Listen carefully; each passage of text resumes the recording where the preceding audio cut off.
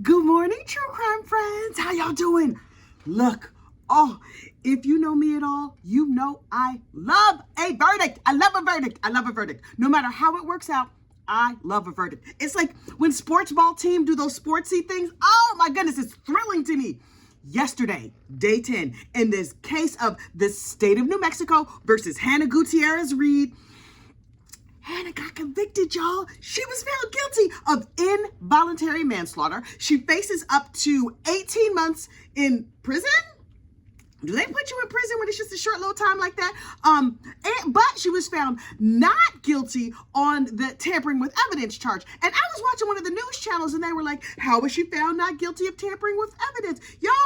Y'all clearly did not follow this case closely like those court watchers among us did, because that the tampering with evidence was a drug charge. I think she has Splenda, and you will never move me off that point. I think that what she gave the lady from the cafeteria and the cafeteria lady threw away was Splenda. It was not some of those emotional support crystals that you apply gently to your nose. Anyway, so Hannah got convicted. But look, the real show was what was happening behind Hannah. Listen, did you watch that video closely? Because you know I have watched the video of them like announcing the verdict 2 or 3 times, because I had to do a deep investigation of what was happening with Hannah's mama.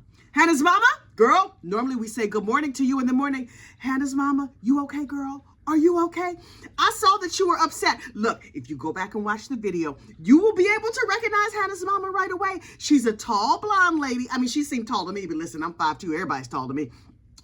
Gorgeous cheekbones, gorge. And I was like, you could tell when she was young. I mean, she's not unattractive now, but when she was young, oh child, she was a lady killer. She was knocking them dead. I guess a man killer, whatever. She was a person slayer, but not in the unalive sense, in the fact that she was gorgeous. She's still very beautiful. But look, she's sitting there, and I feel like these people thought, okay, if she gets convicted, that means she's gonna be a felon like her mama. But you ain't heard that from me.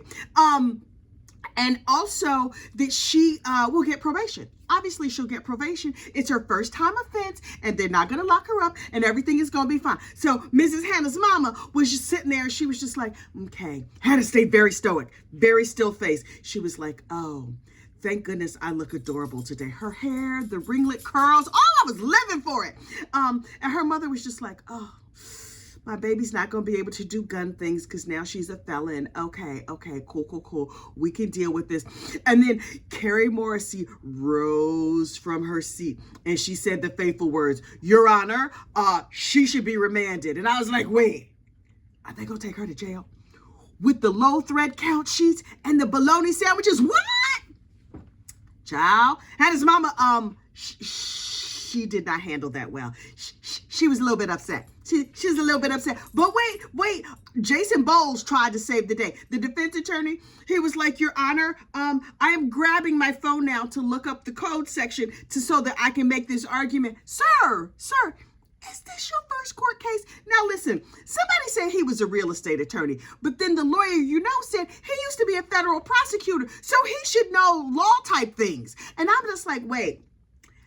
Federal prosecutors are like paper lawyers. They not court lawyers, Like they may even do criminal stuff, but they do it like on paper, not standing and arguing in court. So the criminal code that would have let her go home that night was not top of mind for him. He's like, nope, I got it right here. You know what I don't want my lawyer to have? Crib notes. Like, sir, sir, no. I would like a refund of all my money because now my child's going to jail and you have to look up code sections on your phone. I'll bet you better not. Oh, I would have been mad. But Hannah's mama, did you read her lips? She was like, what? I was like, oh, I'm going to start me a lip reading school because clearly I can read lips, but only if you say very big words very slowly, because other than that, that's not where my gifts lie. So anyway, Hannah gets convicted of involuntary manslaughter. She gets acquitted on the tampering charge, so nobody could prove that what she gave the lush lady was in one of them narcotics. Okay, cool. Here's the thing. Hannah was cool, calm, and collected when the jury came in, and I was like, okay, she's looking cute. She's going to sit here. She knows the camera is on her. Did you see Carrie Morrissey? Because, I went back and I rewatched it. I looked at all the people. Carrie Morrissey had all the confidence in the world. She was sitting back like, oh, yeah. got to nail this one home. I was like, Carrie girl, show some decorum in court. Okay. She was like, I'm on the winning side. This is thrilling. Hang on. She was sitting back looking cool, calm, and collected. And then as the proceedings went on, Hannah's mama folded her arms and leaned back. I was like, okay, Hannah's mama, the eyes of the world are upon you. Just me? The eyes of the gossips are upon you. Because, child, we wanted to see your every single reaction as this went along. I was watching her closely. I could see Hannah in my peripheral, but I was mostly watching Hannah's mom. Y'all should have known this was going to come back guilty. It was only a 2-hour deliberation. When has there ever been a 2-hour deliberation and they were like, oh yeah, not guilty, no big deal, fine, whatever. After 2 hours, I was like, oh, poor Hannah's going down. But if you want to know the truth, as soon as I heard them read the jury instructions, and excuse me, and I was watching it over there with EDB, Emily D. Baker, and she was like, as the judge reads the jury instructions, go through your mind and ask yourself, how do you answer these questions? Because it's like 3 or 4 questions you have to answer. Did Hannah Gutierrez do blah, blah, blah? Did she do this thing? Did she do that thing? And while through the trial, I was Team Hannah. Honestly, after opening statements, I was all Team Hannah. And then as I read listened to the jury instructions, I was like, oh, Hannah girl, this not gonna go good for you. It's not gonna go good for you. Now, the defense was able to poke enough holes that if they really wanted to, this jury, if they really tried hard, that they were going to be able to get to not guilty, but not all 12 of them. You might have had a couple people on your side, but it probably wouldn't have taken much argument to say, like, she had 3 hours that morning. She could have been counting bullets and shaking bullets and doing the hokey pokey, turning herself around, whatever you're supposed to do with bullets. She could have been doing some of that, but she didn't do it. But it was very clear. Safety was like not a big thing on this trial. Those closing statements from the prosecutor, devastating. Devastating. They had a picture of Hannah holding the gun with the gun pointing at her. She was just using like an arm rest. Like, let me just put my face right here on this gun. Ma'am, remember safety, the thing you're supposed to be in charge of? Yeah, it was your job to keep people alive and you kind of didn't. So I was like, okay, I hope they give you at least a flattering outfit when they lock you back up there in the prison. But here's the thing, when they took Hannah out, she calmly took off her necklace. She was looking a little weepy. She had to have some good sedatives yesterday, child. I would have needed them if it was me.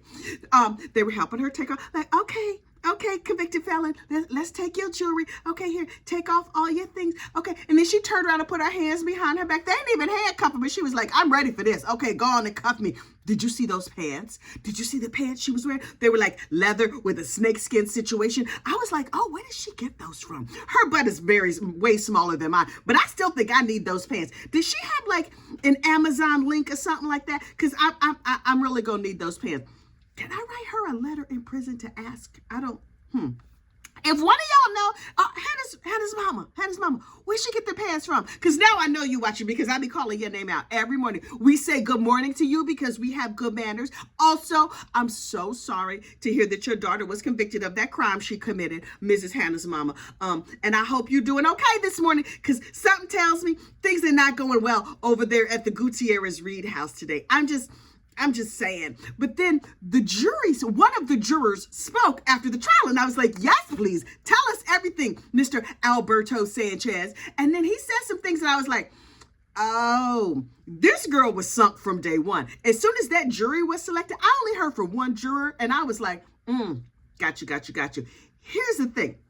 When they brought in OSHA and they were talking all this OSHA stuff, I thought to myself, how many people in this jury work at jobs where safety is part of what they do? Now, we know that New Mexico is one of the poorest states in the nation, which means, in my mind, that there's probably a lot of like laborer jobs, you know what I mean? Where people they drive trucks and they do like physical labor type things, right? I mean, if you work at an office job, there's types of things that people have to keep safe. But if you do like a physical job, there's more equipment and things like that could go wrong, which means you probably have more knowledge of safety. In my job, I am the fire warden. And so if a fire breaks out, I'm the one who says, we're going that way, and then I leave. I'm not checking. I mean, I check some things. I will look around, and if you lagging behind, I will encourage you to hurry up. But child, I'm getting out of there. But I'm not one of these like, oh, we got to put up more safety tape or whatever. That's not what I do. But if there's a lot of laborers in this area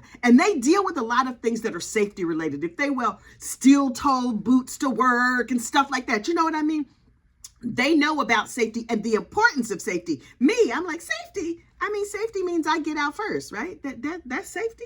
Anyway, so this juror was like, I deal with a lot of safety on my job. He has a CDL license, that's a commercial driver's license. And I'm like, right. So he has to make sure he's not going too fast and his brakes work and other safety related things. Child, you know, I don't know what they are. But he knows more about safety things and he has like a closer personal relationship with safety than I do as an office worker. So I was like, oh, yeah, no. And then somebody said, this area in New Mexico is where Los Alamos is. And I was like, is that where they had that big fight at like the fight at the Alamos? But turns out Los Alamos is a nuclear power plant or something like that. It's nuclear. So I'm like, oh, while the gun people on movie says we want them to be safe, them nuclear people, we really, really, really need them to be safe because that could mess up everybody far and wide. So I was like, right, Hannah girl, did they offer you a plea? Because you really, really should have taken a plea. You needed a plea very, very badly. Very badly. But you weren't offered one or you didn't take one. And so now you locked up in jail. What are they serving you for breakfast this morning? This is what I need to know. Before she went, did she look up the Yelp reviews for the Santa Fe prison? Because, child, that's what I would have done. Or the Santa Fe local county jail. Because if you recall, this is her first time being locked up. And I'm like, oh, this is her first time. Oh, she never did the handcuff things except for probably in her personal life. And she never like, had, excuse me. Oh, child. You know, I stay talking my throat dry. I might talk too much. Maybe not. Anyway, so you know that this is her first time being down there, and she's like, I need to learn about toilet hooch and how to make friends in prison. I would have read up the manuals. I would have read the Yelp review. I would have read the menu for the week, tips and tricks. They have these like counselors or whatever who can prep you for being locked up if you need such a thing. There's services available, usually run by former prisoners, that you can take a class. You can study for jail. And so, did she study? Did she? Based on her mama's reaction, I get the feeling she didn't think she was going to go down like that. So she probably didn't study. I should look up and see what they serving in the Santa Fe County Jail this morning for breakfast, because really, I really, really want to know. Last but certain, wait. One more thing happened in court that just, it would have burned my biscuits if this happened to me. So this happens in every case though, and it's off-putting to me every single time. And that is that the person gets convicted, right? And your whole world is falling apart and you're just like, your head is spinning and you're dying. And they're like, let's talk about sentencing.